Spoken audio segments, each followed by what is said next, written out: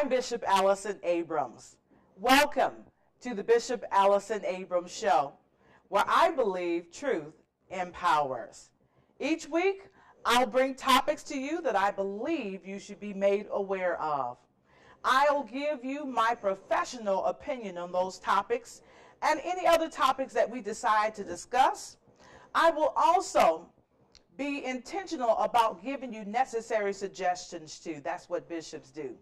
We will talk politics, we'll talk religion, we'll talk real estate, health, and education. I have some great topics to share with you on today. Stay tuned. We'll be right back. Relationships. I told you I was going to bring this back to you. And so this time we're talking about relationships. Things you need to know to be in relationship with one another. Now, this applies to those who are in relationship with a girlfriend, a boyfriend, a significant other, a spouse, or partner. And so I want to be able to help you to have a happy, healthy relationship. Some of you may remember from the last show, I talked about communication. Communication is key in any relationship. If you don't communicate, I'm telling you today, Bishop is saying you are not going to survive. And so I'm here today to give you a few more tools to help you in your happy, healthy relationship. The first thing I want to talk about is being kind. You say, Bishop, why are you telling me to be kind? I'm already that. Sometimes I have to remind people you don't have to be mean to your significant other. You don't have to be mean to the person you say that you love. And so kindness is something you should always practice. It's something that you should always offer. And so under being kind, I want to give a couple of bullets under that. Compliment. I want to suggest that you compliment your significant other. Compliment your spouse, compliment your partner, your girlfriend or boyfriend. If they're going out of the door in the morning, it will not hurt you to say, honey, you look great in that outfit, or that suit wears you very well, or, you never look better. Your hair is fabulous, it's marvelous. That does not hurt you to say that to someone and make their day. I really believe that many of us complimented our significant other, our spouse, in the beginning of our relationship time. That time when y'all were just bubbly about one another. And so I want to say, don't lose that. Go back and make sure that you're complimenting every day. There's something wonderful that happens when you begin to compliment the other person. They shouldn't have to solicit a compliment from you. You should do it just because that's what you desire to do, and you know it's the right thing to do, and it makes you happy to offer a compliment. And so don't forget to compliment. Bishop Abrams is telling you, don't forget to compliment your significant other, your spouse, every day. Another thing is encourage. Now, we talk a lot about encouragement in the church. I want to say that you being the significant other, you being the spouse, you being the person that they talk to the most, spend the most time with, it is important that you encourage them along the way.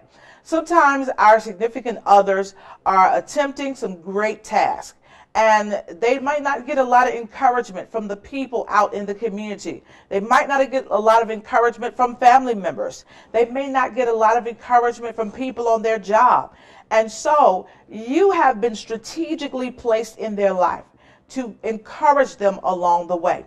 Now, I appreciate the fact that David encouraged himself, and I'm able to encourage myself often. But how much better does it feel when you get encouragement from your significant other? You get encouragement from that person that loves you. They tell you, honey, you can make it. They tell you the sky is the limit. They tell you you're one of the greatest gifted people I've ever met. And so anything that you attempt to do, I know you're going to be successful at it. What harm does that bring to you to encourage the other person? And I know that whenever they encourage you, it makes you feel better. It lifts your day. And so let us begin to encourage others. Let us begin to make sure that we are genuine in our encouragement. Then I want to say affirm them. Sometimes we don't affirm our significant other or our partner or our spouse, girlfriend, boyfriend. We don't affirm them enough. If they say, I really know that I want to teach because I believe that's my gift, affirm them in that gift. Don't knock them down. Don't tear them down. Don't tell them, I don't believe you have the ability or potential to do that. Affirm them. If they say, I want to be the next great pilot, affirm them in that. If they say, I love cooking, I believe I should go and train to be a chef, affirm them in that. Tell them, your food is very good and every meal that you cook has been excellent. So yes, I believe you have a gift. I was wondering when you were going to see it in yourself.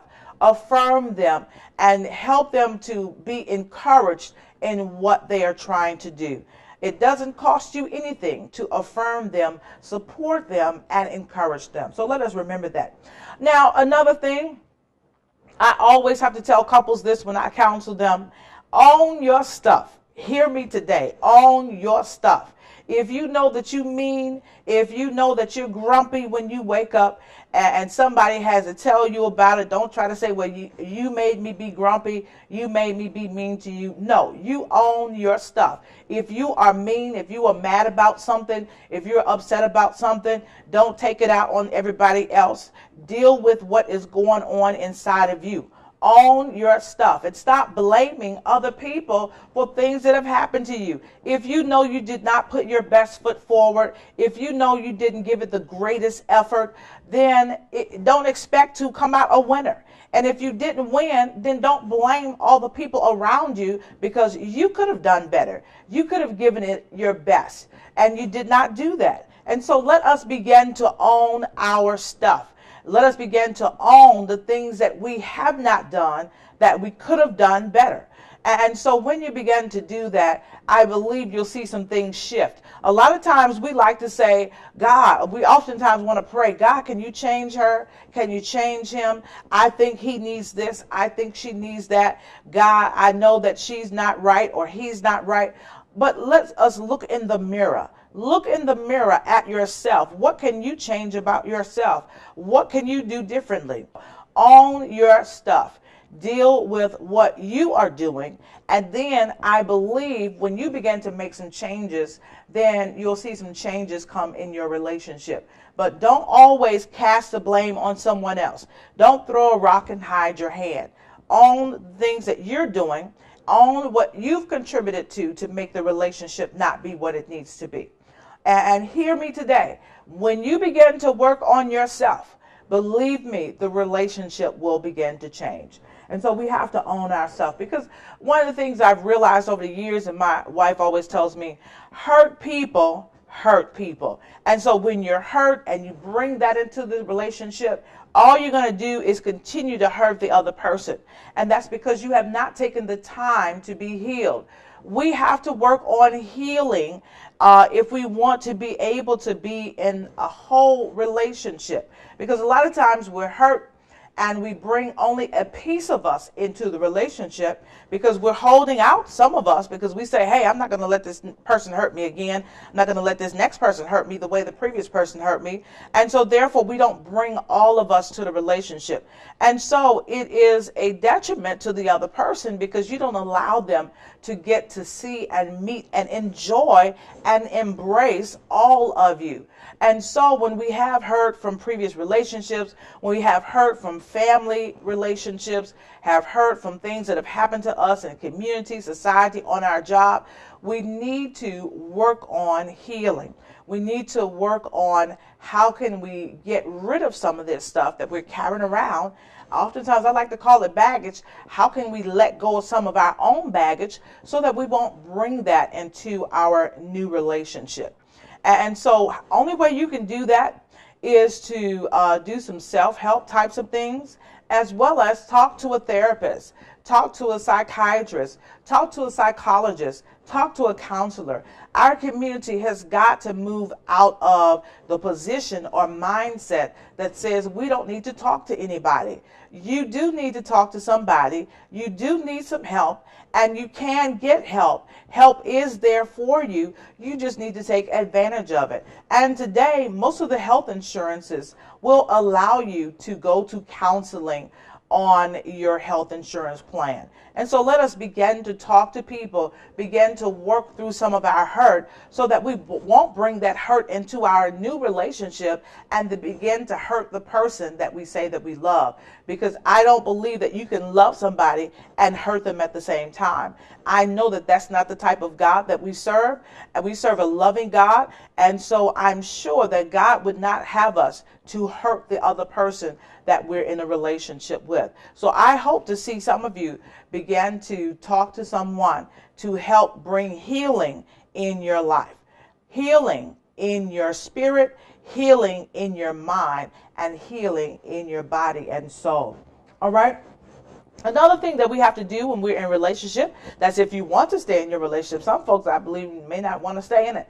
But if you want to stay in it and you want to have a healthy relationship, you've got to learn to compromise. Okay, now we're no longer 2 years old where everything has to be our way, everything has to go our way. And so compromise is something that you have to do as an adult. And so when you are in a relationship, especially when you're in a marriage, you have to learn to compromise on some things. And so what things can you give on? What things can you say, okay, I'll let the other person have it go their way, or I'll support them in what they want to do. Let me give you an example. Oftentimes when I'm counseling couples before they're getting married, one person is very set in their ways and the other person does all the giving in. Anybody out there got a relationship like that? Maybe you're the person that always gives in, or you might be the person who always has to have your way. If you don't, you have a tantrum, you threaten that you're leaving, all kinds of crazy stuff. But there has to be a middle point where these two people who are coming together or who have come together meet. And so you have to compromise. And so if you like to go to the movies all the time, but your significant other, your girlfriend, boyfriend, partner, spouse, they like to go to sports events, you can't always go to the movies. At some point, you have to go to the sports event. That's if you all are going to be able to stay together, because both people are deserving of the things that they like to do.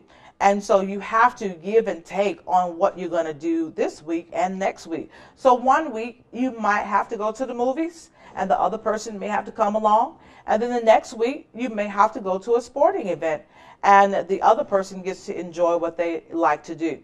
It's important to compromise, even on things as toilet paper. All right, I joke about the toilet paper all the time, but it's a real issue in some marriages and in some households. Bishop, what do you mean by toilet paper? I mean, some people like the toilet paper to go over the top and some people like for it to go over the bottom. Okay, and that's just real. And so when you have situations that come up like that, one person has to say, okay, I can accept the toilet paper going over the top, even though I prefer it to go over the bottom, go under the bottom. And so now if it's a real issue, one time when y'all change the toilet paper, put it over the top, and next time put it over the bottom. And so both people are able to get what they desire out of something as simple as toilet paper. All right, there's so many things that bring couples to the point of tension and confrontation, when in actuality all you have to do is compromise and communicate. Compromise and communicate. If you know you don't like the toilet paper like that, don't sit and not say anything. Let your significant other, your partner, your spouse know, hey, look, I really prefer the toilet paper to go under the bottom. And then at that point, the other person will speak up and say, well, I like it on the top. And so, you know, you have to come to some compromise on what you're doing in all things. Outings, you have to compromise. Things in the house, you have to compromise. What are we eating for dinner? You have to compromise. What are we doing with the kids? One person likes kids in private school. The other person likes kids in public schools, you know, and somebody else likes charter schools. Okay, so you have to compromise on everything. And so what can you give on? What can you just not have? You can accept the other person getting what they desire. And so those are things to consider. Those are things to look at. Compromise. Also, I want to encourage all of you, if you have allowed the flame to go out, to rekindle that flame. The love affair part of the relationship, you should never neglect that. Everyone enjoys the thought of being in love. Everyone enjoys just being able to say, I'm in love. And people enjoy human touch.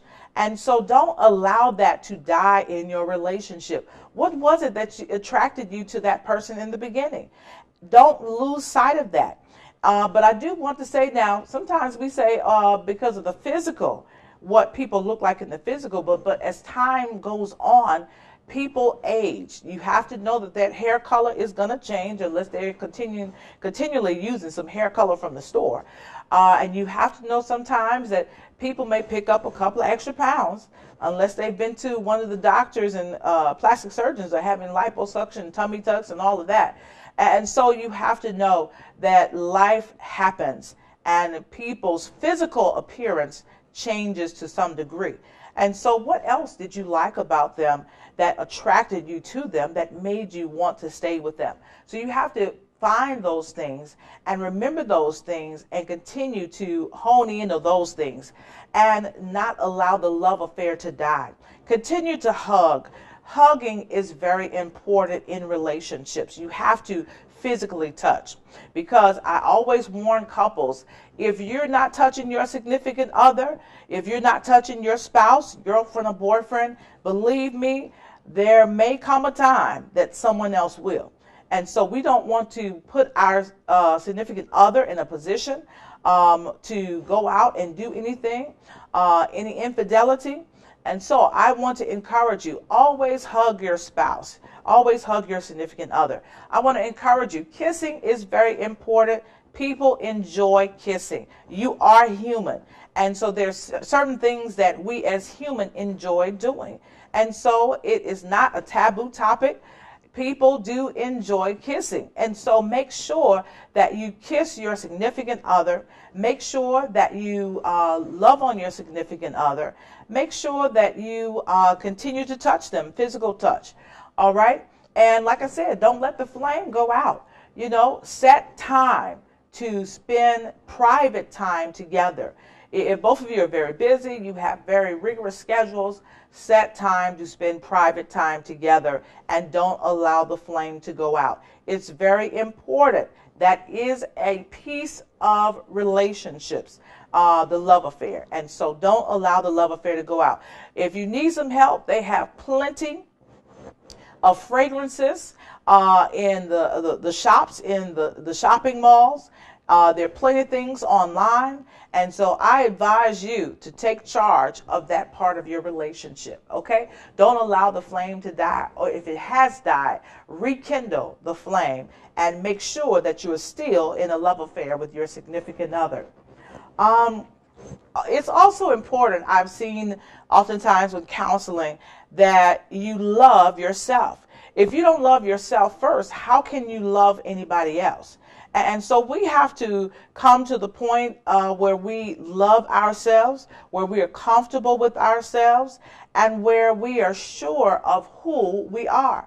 Whoever you are created in God's image. Whoever you are and wherever you are on your journey, be sure to love yourself. You are worth it. You are worth loving yourself. And so you have to know that if you're on empty as far as love is concerned, how can you offer that to somebody else?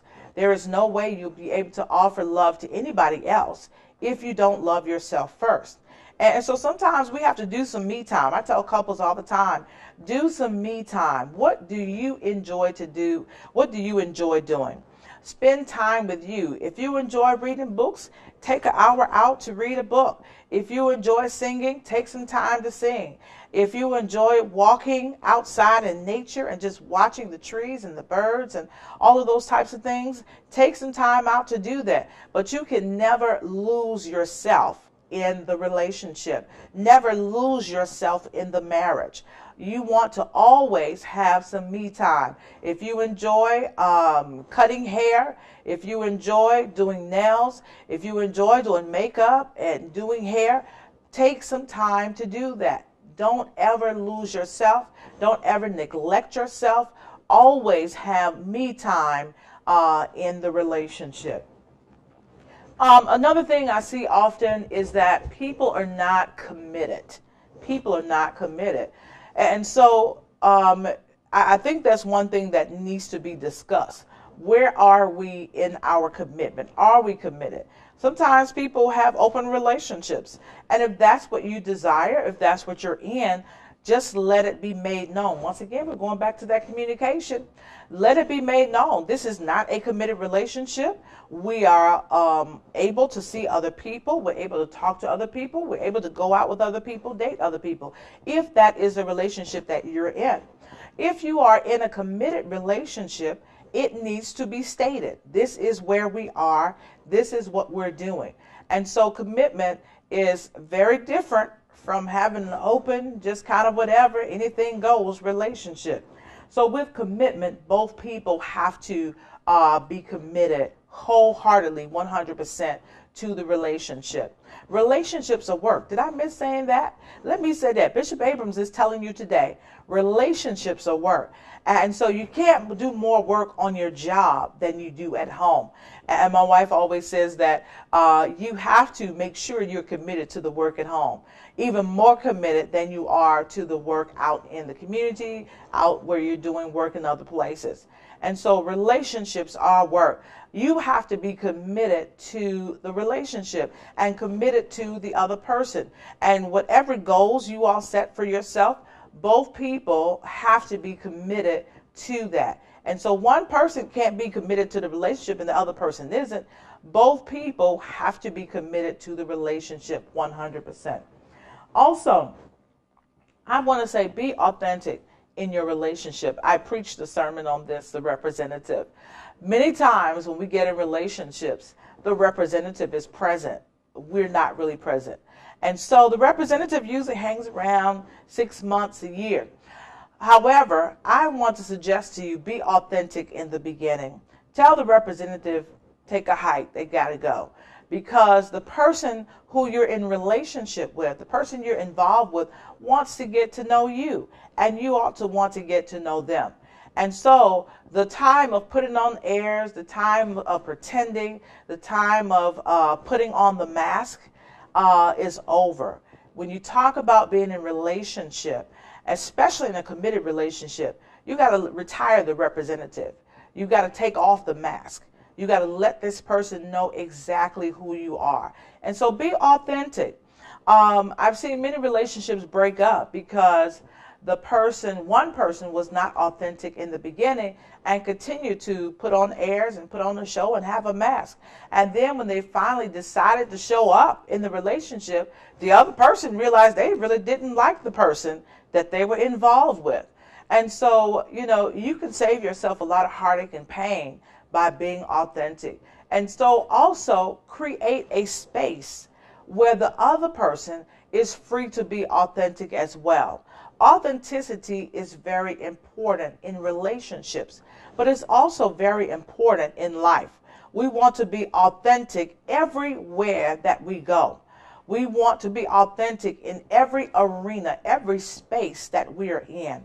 We want to be able to walk in our truth, live our truth. That way you don't have to try to memorize which character you are on today. You don't have to memorize or try to figure out who am I supposed to be in this space, because you'll always be yourself. And so I'm encouraging you today. Bishop Abrams is saying, be authentic in all of your relationships.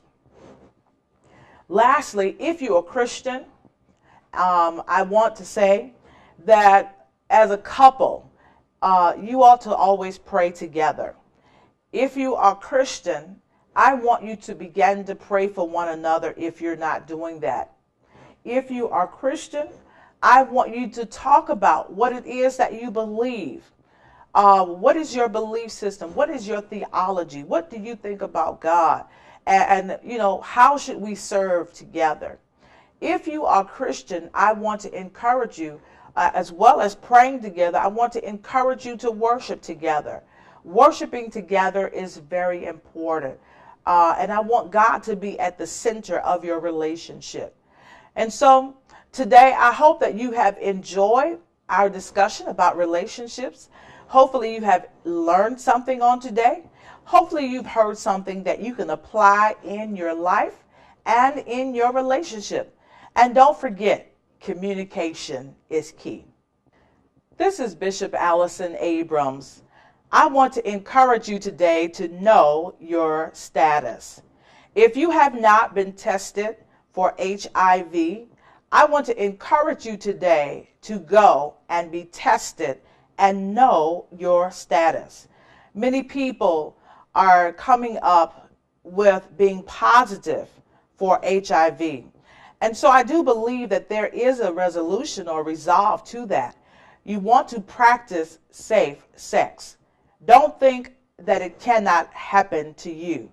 Don't think that if it's very quick, it won't happen. HIV is plaguing our community. And I want you to know that you can have sex safely. And so please practice safe sex. Utilize the things that the health centers are promoting, but also know your status. I want you to go and get tested today. Find a center to get to know your status. You see, church, I just believe that we would really look back over our lives and think things over. We would never, ever, ever stop praising the Lord. We couldn't praise God enough for all that God has done. There would be a praise in our spirit when we wake up. There would be a praise in our spirit in the noonday. There would be a praise in our spirit in the midnight hour because of how worthy God is of our praise. What better God to praise, church, than the God who can still say yes when man says no. I don't know about you today, church, but I know the Lord is worthy. I know the Lord is worthy of my praise. The Lord is worthy, church, because He woke you up this morning and started you on your way. The Lord is worthy, church, because He didn't allow you to lose your mind in the midst of the storm.